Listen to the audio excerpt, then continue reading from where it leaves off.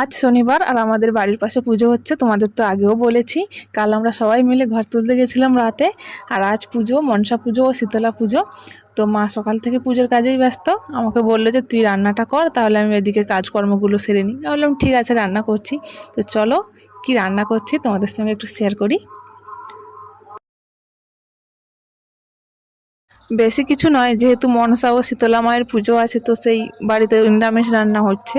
দেখো এদিকে আমি ভাত বসিয়ে দিয়েছি, আর এদিকে কড়াইতে হচ্ছে বেগুন ভাজা। তার উপরে মা ছিল উপোস, মা তো খাবে না, খাওয়ার মধ্যে শুধু আমি আর বাবা। তো বেগুনগুলোকে দেখো আমি ভালো করে লাল লাল করে একদম ভেজে নিচ্ছি। বেগুনগুলো ভাজার পর দেখো ওই কড়াইয়ের মধ্যে ভেজে নিচ্ছি ঢ্যাঁড়স। আমার তো ঢ্যাঁড়স ভাজা খেতে ভীষণই ভালো লাগে, তোমাদের কেমন লাগে জানিও কিন্তু।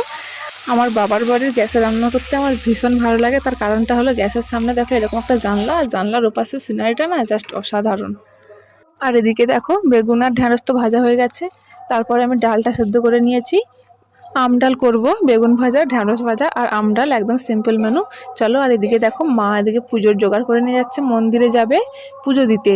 তাই ফল টলগুলো কেটে ভালো করে গুছিয়ে নিচ্ছে মন্দিরে যাওয়ার জন্য।